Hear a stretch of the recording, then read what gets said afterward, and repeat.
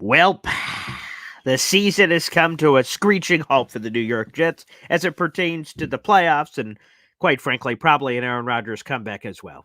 We sort through the rubble and get you ready for the holidays. We're a week from Christmas, so happy holidays to each and every one of you out there. And also, we got more coming for Boy Green Daily. Hang on tight.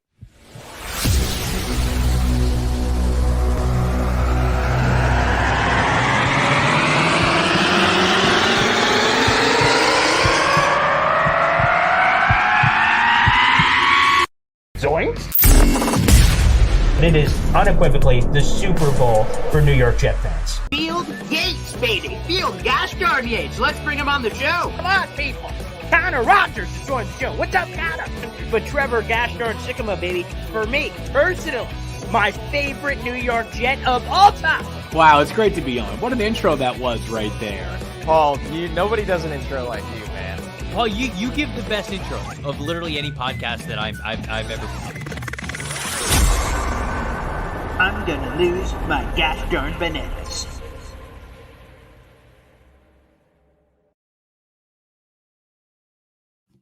Good morning, everybody. My name is Paul Eston Jr., a.k.a. Boy Green. I'm the New York Jets digital reporter for Heavy.com. We're streaming live on the Heavy on Jets Facebook page, my YouTube channel, and my Twitter account. Make sure you guys show your support wherever you're watching. Likes, follows, retweets, reshares, whatever. Make sure you show your support for the show. And I'm going to be honest, before we bring on our guest, I preferred last week when I was wearing a Victory Monday shirt. This is just a plain t-shirt. There's nothing on this shirt. This is a Victory L Monday. A victory lost. I don't know how, quite frankly, that goes, but no bueno. No bueno. And maybe I need a mathematically eliminated from the playoff shirt. I'd get used out of it. Apparently 13 years in a row, but that's neither here nor there. So without further ado, let's bring him in, a fellow Jets content creator extraordinaire. That is Italy Jet, who we shall welcome in this morning here on a Monday. Good morning, Italy. Good morning, Chow. Good morning, everyone. It's been a really let's just go with that. It's not a Victory Monday, as we know, and it's one of those things now where I bet you a lot of guys, even people that even went to the game, watched it on TV, they probably stopped after the third quarter. Probably stopped watching the game probably after the third quarter, some people. And I'm sorry everyone has had to see it. It's one of those things where even some of these guys like Hansen, I didn't even know who that guy was. It's like, what is going on? And then Billy Turner goes back in. It's like, oh, great. That's so wonderful seeing that guy back out there. And then it's just imploded. It just wasn't fun. It wasn't great. It wasn't anything really. It sucked. The injuries, offensive line piled up. But I'm doing good, man. How are you doing overall? Not. Although we just got this tweet, I just threw it up on the screen. So, two things the Jets clinched yesterday, and no, it's not the playoffs. Sorry, but it's two. Yeah. Number one, an 8th straight losing season. I tweeted it out. A lot of people saw it, but I want to repeat that. An 8th straight losing season. 2016, 2017, 2018, 2019, 2020, 2021, 2022, and now 2023. The best the Jets could do, even if they won out. Unlikely, but even if they did, they'd be 8-9, a game under 500. And as one Jets pod, aka one JP, points out, in terms of the playoff-lessness, that is a baker's dozen. 13 years of 0 playoffs, which, by the way, is the longest drought in franchise history. The Jets have never, in their entire history, dating all the way back to the New York Titans in 1960, have ever gone 13 consecutive seasons without making the playoffs. That has never happened in Jets franchise history. So it's a common thing for all Jet fans to say, we're Jet fans. It's definitely been worse. It literally hasn't. No, this is bad. Ever. Like this is bad to where like we're not even just a laughing stock in the NFL. We're the laughing stock in the world, bro. Yeah. The world. Yeah. Well, definitely North America. That's at a minimum because we have the longest active playoff drought of any North American sports franchise. That's the entire continent for those counting at home. Yes, and it's true. Yes. 100%. 100%. 100%. Yes. Thank you for bringing it up. Really, yeah, thank you for bringing it up. God, got something. So here's the thing, Italy. Yes. So the playoff drought's over. And wow, what a compelling answer, for lack of a better word. DJ Reed was asked because so when the Jets lost the game against the Dolphins, technically they were still alive in the playoffs the moment they Right. lost, Right. but Correct. Yes. over the coming hour, we will say hours, it wasn't that long, but that, players go in the locker room, they get a shower, they speak to the media. Right. Then in the middle of that, media found out, oh shoot, the Texans won in unbelievable fashion against the Titans right before it was about to tie in overtime. And then the Browns unbelievably came back and beat the Bears, and the Bears had a Hail Mary in their hands. Both of those games simultaneously, they didn't end exactly at the same time, but simultaneously ended the Jets playoff hopes. So players were asked, whoa, okay, you were just eliminated from the playoffs. Reaction. And one of the questions DJ Reed was asked yesterday, I have the tweet clipped out, so you guys can check that out. But Antoine Staley, the New York Daily News, a good buddy of the show, he asked Right. DJ, so how do you motivate yourself? The playoffs are over, and you guys have 3 more games left to play. And DJ took a second and was just like, that's hard, man. Like, basically, we play for the playoffs. And so I'm not going to lie to you, trying to rally the troops for 3, he didn't say this, I'm saying this, somewhat meaningless games, right? Where you have no play, literally nothing to play for outside a draft position, basically. Right. He's just like, that is difficult, man. But ultimately, at the end of his answer, he says, I signed a contract. I made a note. Exactly. You got to I'm playing my games no matter what. So I'm not trying to crap on DJ here. I'm just saying it's just a brutally honest answer of like, shoot, I don't know, man. Like, I'm not going to just tell you we're going to always be super motivated to play these games. Like, he's like, nah, man, that's tough and difficult. So I ask you, Italy, as we're going into these 3 games, the last couple of games, at least we had the faint belief, the fleeting hope that, well, playoffs could happen in this totally unlikely scenario. Now that can't happen. So how do you approach the final 3 games of the season as a Jets fan? Well, first off, to take your medications. Take your medications. Yeah, okay. Be good with that. Be consistent with that. Mhm. Good food.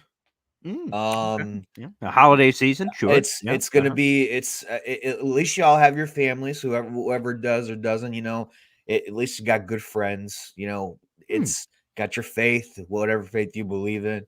Your Blessed be he. rituals, Yeah. the rituals, because there's a lot of what is it called? Superstitions. Everyone's superstitious. Some people are superstitions. Yeah. Superstitions. Sure. Yeah. But also let's just see a little bit of who we can have for next year. To see little things. Yes. Is it all going to be there? No, but it's nice to see, maybe Zerline out there, Morstead out there, seeing some things go on special teams. Hardy looked good. It's. I'll tell you what didn't look good, real quick. Jared B. Who didn't see that fake punt coming? Now I'm just going to say this. I didn't see that coming, man. Yeah, I'm going to be honest, Jared B. But in the first quarter, Boy Green, quarter, that wasn't really my point of contention. Like, you want to surprise him, okay? 4th and 4 with a fake punt run up the middle where all the bodies are. And Sal, after the game's asked about it, he's like, well, we saw something on tape and we wanted to use it in the Black Friday game, but it never came up. So he said, well, we thought we got the look and we didn't, basically. Like, it didn't work out the way we thought. Like, and just wow. Because Tony Romo on the television broadcast says, boy, I think they're going to go with the fake punt. Not here, of course, but they will. And then they ran it. I'm like, you've got to be kidding me. So the Jets defense put, the Jets offense / special teams in that specific scenario put the defense in so many crummy positions. The Dolphins kept getting immediately in Jets territory. And credit to the Jets for holding strong initially. They held the line, and then, as is the case in a lot of these opportunities, they eventually crack and break. And Jalen Waddle went a little crazy. Credit to Mike McDaniel for orchestrating that and setting up, that talented receiver. But I'm just going to be honest, where I get frustrated, besides Jared B. pointing out this fake punt, not on you, Jared B., on the fact that actually happened. So that one is yikes. But the other one is why don't the Jets do that for Garrett Wilson? He didn't have a target until the 3rd quarter. To me, that is unacceptable. Look what they did. with God, what's his name? The Miami receiver not named Tyreek Hill. Waddle. Jalen Waddle, thank you. So, what they did is they didn't even allow the defense to have anything. They motioned him in and quick screen. Like, a defense can't guard that. Like, they could tackle him immediately, maybe if they're on it, but you could get the ball in his hands. The Jets didn't even think about throwing the football to Garrett Wilson until the third quarter. He's your best player on the offense, maybe even on the team. So Garrett Wilson was pissed off after the game. Understandably so. So that part was frustrating to me too after the game. And man, I just hope we don't piss so Garrett was clearly pissed. So the exchange, another thing on Twitter, you guys can check it out. I don't want to keep playing clips on here, but all the time. But Rich Cimini goes, yeah, Garrett, you didn't get targeted till the third quarter. Garrett cuts him off and says, I'm aware. I'm aware. And Rich is like, well, my question was what are your thoughts? And he just, kind of danced around and then said, maybe there's something I can do better or something. Man, I just don't want to piss off Garrett Wilson. He's such a special talent. I want him here for a very long time. And the Jets are doing dumbass stuff. Yeah. I mean, even Lazard's interview was even. Ooh, that was an eyebrow raiser. Yes. For those who missed it, who missed it. Woo, it was. I was like, wow. Is this the first of the imploding? It could be. In case you guys missed it, Alan Lazard's asked after the game, hey, so kind of what happened here? He's like, they played a better game, and they beat us. And then I think Rich Cimini asked how, and then he goes, well, they played a better game than us, and then he says, well, they out-schemed us and out-efforted us. Now, why is that important? Well, it's calling out coaching, out scheming. You're saying the other team out coached you. So, and the other one was out efforted. Now, effort is something you control every single play, regardless of what the coaches draw up. If you just put your effort out there, that's you're okay, let's just try as hard as we can. So to question both of those things. Now, I'm not saying he's wrong. But saying that publicly is wrong because, as Connor Hughes pointed out, that destroys the very foundation of the team that starts questioning people, playing the blame game. Because maybe he was talking about himself not being efforted enough for the game, but out scheming. That was completely a shot at the coaching staff. So, oh boy, that is, that could be the fracturing. That could be the cracking, which is unfortunate, which I guess leads us to this. With 3 games left to go and the Jets in the middle of this losing, could this lead to the departure of someone more significant? The theme, the narrative has been, well, we got to run it back, which means Rodgers, Saleh, Douglas, and Hackett, the whole group. Let's run it back and let's give the group a chance with, in theory, a healthy Aaron Rodgers returning, and let's see what it could have been. Because if we mess with pieces of the recipe, maybe it won't be the same that it could have, should have, would have been. That's the thought process. But what's going to happen with Ulbrich and Carter, though? You know what I mean? Ulbrich could move on. Carter, Keith Carter, the offensive line coach you're talking about? Yes. Oh, you think he should be fired? I think there's going to be something happening with the firing on the offense. I don't know which one's going to be yet, but I mean, Carter could be one of the fallback guys. Okay, then what about Ulbrich? I like Ulbrich. Yeah, but the thing is about Ulbrich, what if he goes for a head coaching job? Oh, could be. I'd be interested. So normally, again, this isn't a tried true tale. Okay, Ulbrich has never interviewed for a head coaching job. That doesn't mean you can't immediately be a Sean McVay. And what I mean by that is you interview and you're just on fire. They're like, we need to hire you immediately. Skip the shit. Because normally there's a process, right? So you've never interviewed before. In off season, you start to interview. You start to get your name out there a little bit. Then the next year, normally it's okay, this guy's ready to go because he's never interviewed before. So there's a chance, of course, I can't rule it out completely, that he interviews this cycle and all of a sudden he picks up buzz and booyah, he's good to go. Yes. So that part you have to be aware of, and that would suck, to be honest, because I think Ulbrich has been spectacular. I know he had the rough first year, and people fire his ass, get rid of him. Sal, of course, stuck by him, and he's powered through. He's been spectacular. Yeah, I would say that was very encouraging. And then I think it started to go downhill when Tony Adams did that penalty a little bit at the end. Remember Waddle? Yeah, that was just dumb, and it was kind of a love tap. It's not like he went to destroy him, and he stood up, so he kind of knew that the play was over, so he just gave him a shot for no reason. So it was just stupid. to be honest. I think he got benched for that, although he also got evaluated, I believe it was for a concussion or an injury. Correct. Yes. Yeah. So maybe he didn't get benched for discipline. Maybe it was just for the injury, but that was just a dumbass penalty. And unfortunately, they've had a lot of those this year, whether it's offense or defense, just dumb after the whistle. Like, he's being held up. It's over. The play's over. And then you just give him a free 15 yards, which is also an automatic first down. Just dumb. Dumb. Yeah. And the thing is, I thought Clemens was going to get involved eventually. Like, I was just waiting for Clemens to do something. But let me ask you this, Boy Green. So you said, like what going in the last these 3 games, right? Mm-hmm. Like, what's the excitement? I still feel like we're going to lose these next 2 games, but the Patriots. Say that one more time. Games, you think we're going to lose? I think we're going to lose these next 2 games. But the thing is, the Patriots game. Mm-hmm. What do you think if we win that game? That's been our kryptonite forever. Like, so let's see. Like people want to win that game super bad. Yeah, let me just see. So one thing I want to check here. So let's play out your scenario. So I have Tankathon in front of me. If the Jets lose their next 2 games, I believe they will leapfrog Washington, because obviously by them winning, they would at minimum be tied with the Jets record-wise, but it could be more if they win their other game after that, which I'm unaware of, but that's fine.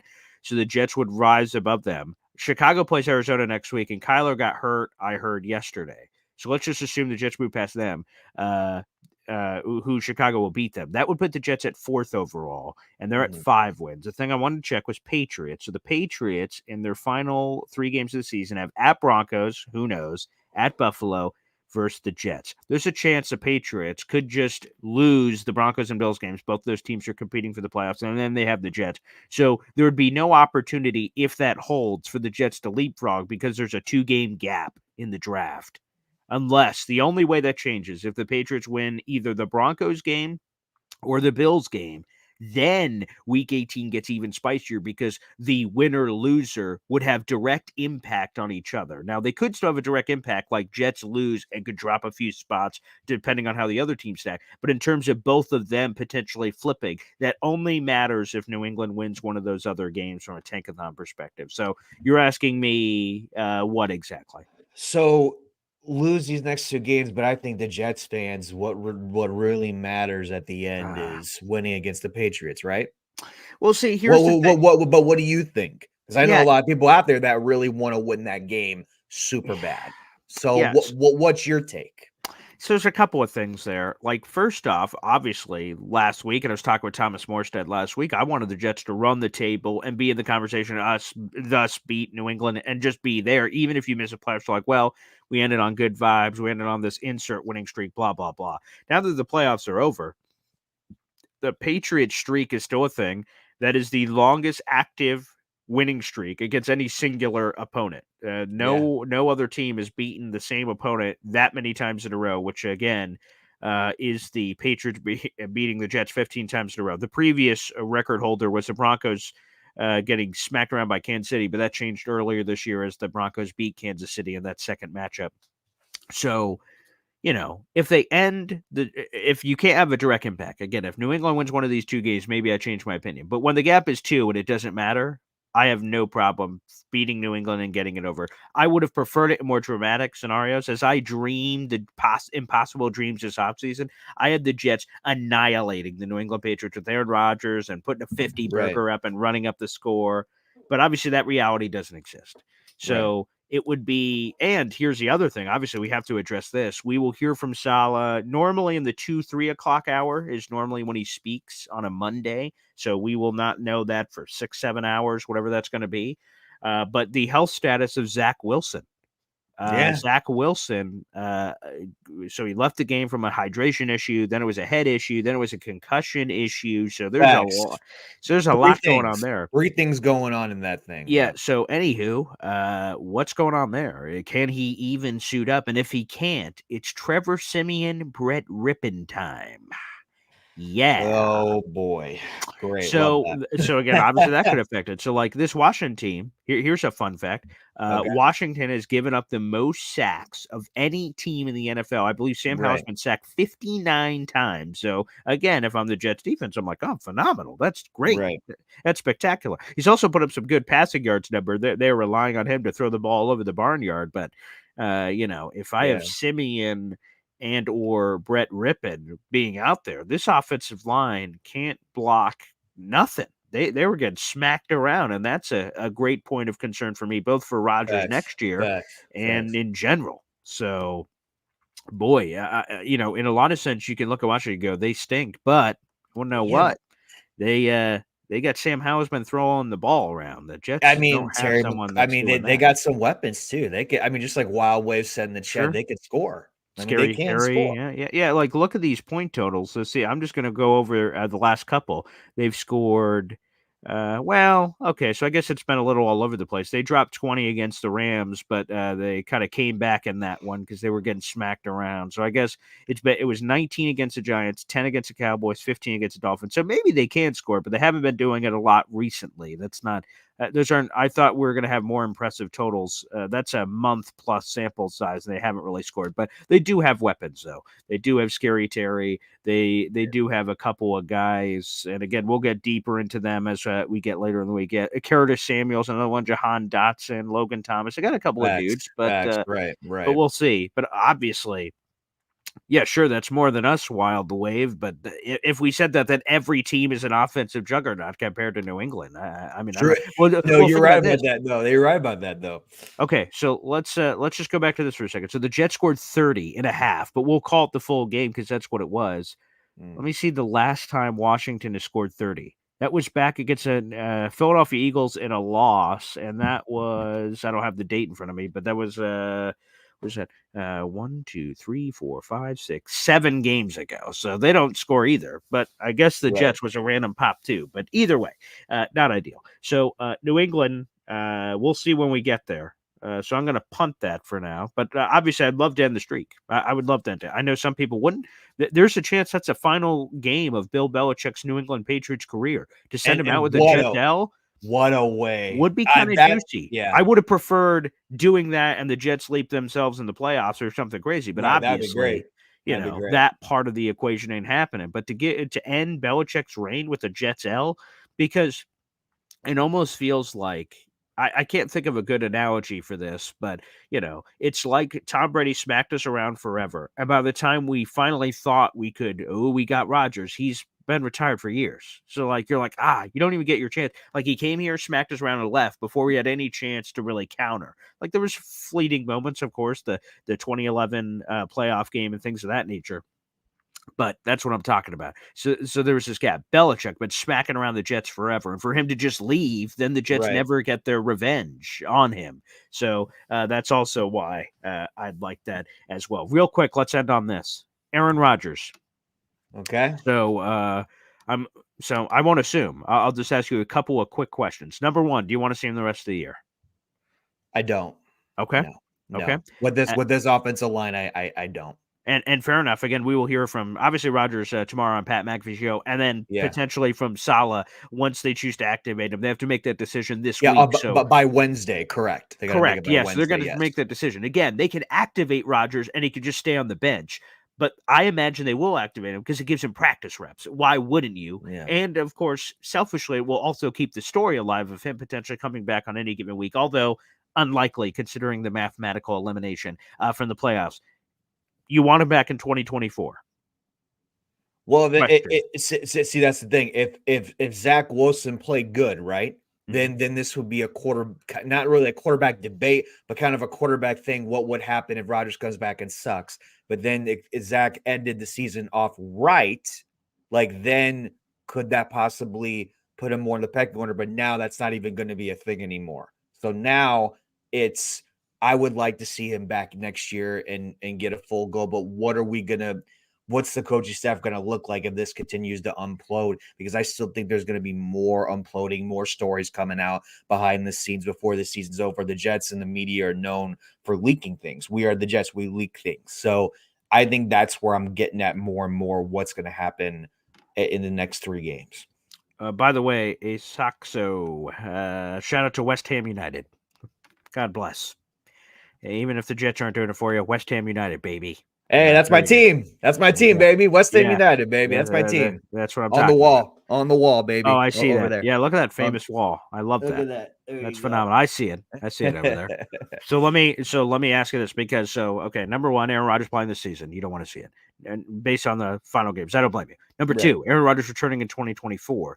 And then the third piece of the puzzle is I would imagine Aaron Rodgers, who has said 1,000 times he's returning. So that's not really a question. But Rodgers would have some sway in whether coaches return or coaches leave. So he's going to hold a lot of power. And I imagine, based on the public comments at least, that he has endorsed Joe Douglas returning. He has endorsed Robert Saleh returning. He has obviously endorsed Nathaniel Hackett.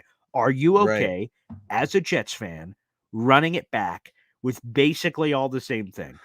Sure, there could be some rearranging of the Titanic chairs. Keith Carter could be fired. Okay, the offensive line coach is gone. I'm not really sure if, unless you could get Bill Callahan, which I doubt. So, like, unless you're getting like a legend, okay, like, I don't think that really moves the needle. Like, fine, fire a guy that it deserves to be fired. Okay, but like in a greater sense, are you as a Jets fan willing to bring back 99% of the squad? So I'm allowing the Keith Carter fire or something of that nature, but the rest of the group stays the same with Aaron Rodgers. Or how do you feel about that heading into 2024 if that's true?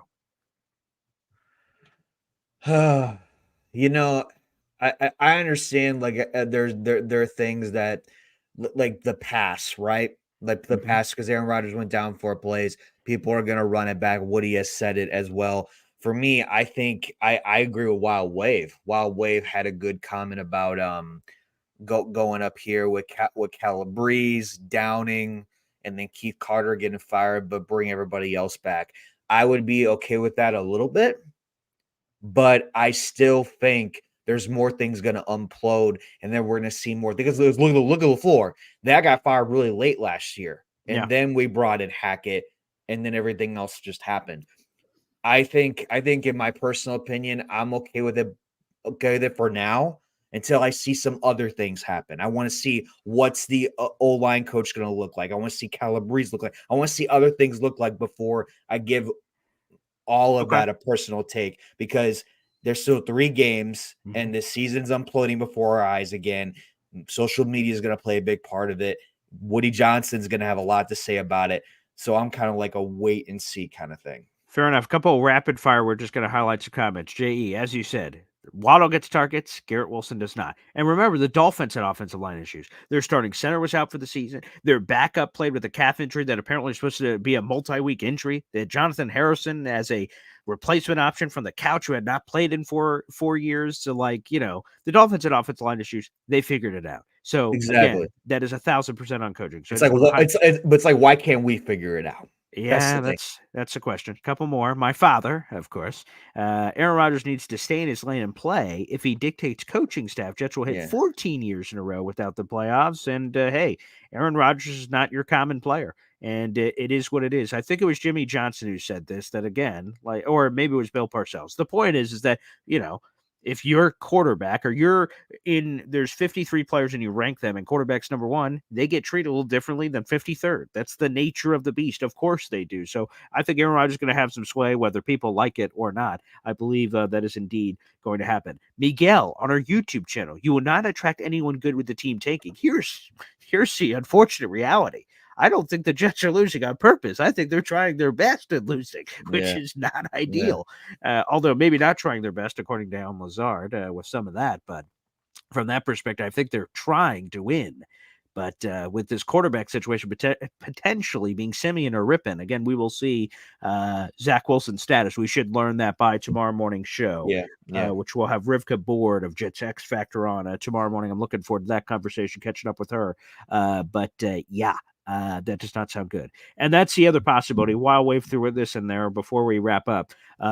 We can also demote Hackett. It's possible. It's possible because in Green Bay, Hackett was the offensive coordinator, but he didn't call plays. Exactly. He didn't call plays. Yeah. However, I think it's hard to put the genie back in the bottle. If you did this initially, you brought in Hackett as an OC who didn't call plays. That's one thing. But to bring him in the room and say, hey, Hackett, Okay, you're going to sit over in that corner. You're still offensive coordinator, but we're going to bring in this new guy who's actually going to call the plays, and you guys are going to play nice and stay in the room. That'd be awkward because Aaron Rodgers advocated for Hackett. The new guy coming, all Yeah. of that that could blow up. So I think it's an all-in, all-out perspective. Rich and me also said this on the Yeah. Flight Deck podcast this week. You're bringing Hackett back and you're truly running it back, or you're firing him and saying, Aaron, you're working with Yeah. someone completely new. Yeah, and that's where the power comes into play because Rodgers has a lot more power than people think. So what's his, I mean, that's one of the reasons why he came. So who is the odd man out? Yeah, that's going to be a big thing in the offseason because we definitely need to focus on offense. The main thing. I agree. You have to focus on offense, and then we'll see. Is Woody going to be fine running it back after an embarrassing season like this? I don't know, man. I don't know. If I'm Woody, I want blood. I want blood to run through the streets. And whose blood is that? It's going to be one of them. And let's be honest. He's saying like, oh, no, we're going to run it back. Everything's good. No. Wait till the end of the season because that's when things are really going to implode. Implode. I don't believe anything that man says right now because everything's always a wait and see with this franchise, right? That's for sure. Yeah, that's for sure. Well, everybody, thanks for joining in for Boy Green Daily. Again, we're a week away from Christmas. We will have a Christmas show, and I want to give a shout out everyone who's watching right now. If you go to my YouTube community channel, so again, go to youtube.com/boygreen25 in the community channel, you can see it. We're doing a very special episode. Me and Italy will both be on here next week. Christmas list.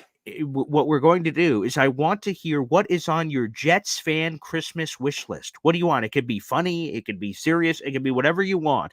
But again, go to my YouTube community channel. So if you're on my YouTube channel, you'll see a bunch of tabs. There's a community tab. And the first thing you'll see is a link where you can click and submit your Jets fan Christmas wish list. And a week from today on Christmas morning, we will read all of them on air. Again, funny or serious. So guys, make sure you check it out. I'd love to see you in there. So feel free to do that. Actually, here's what I'll do. I will drop that link right now in the YouTube comment section so you guys can do this. I will put this right here. Here we are. So here's the link. You guys can just click this and you can submit. There it is. It's right now. I just dropped it. And the YouTube link, it's the forum heavy topic page.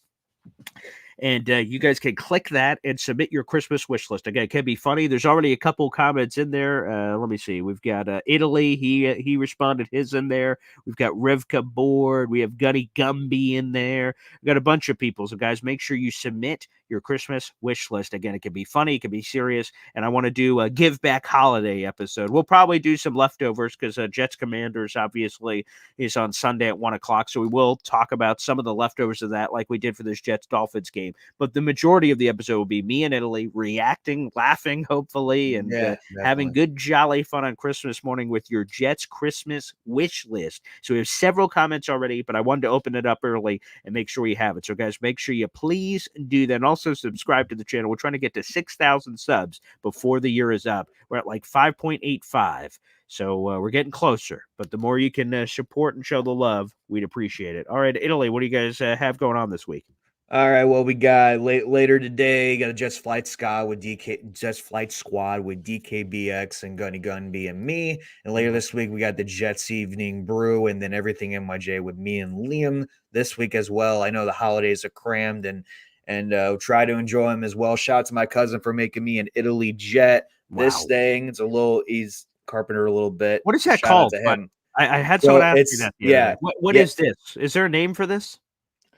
For Italy thing, man. It's just it's always a movement. It's always a movement, man. Okay. But yeah, so yeah, shout out to him. And then we'll be here Monday. I'm excited. It's Christmas Eve, and we'll be here doing Christmas all the Day. Yeah. Sorry, Christmas Day. Sorry. Yeah. This Jets thing, right? This Jets thing. This is that's always true. in there. Yes. But I hope everyone has a great week, though. Have a great week, and then we'll be back. And hey, I love you guys. Yeah, and here's the schedule. So we got Rivka Board tomorrow, Jets X Factor, Joe Caparoso at Badlands on Wednesday, Lake Jared. Lewis. So we'll get Washington Commanders. Love, we'll dive in on that. Gunny Gumby on Friday, Ty Butler on Saturday, and then Woody on Christmas Eve before we get back to Italy on Monday for a Christmas episode. So every day, baby, live at 7:30. Thanks everybody for tuning in, and we'll see you. Take care. God bless. Enjoy your families. See ya. See ya.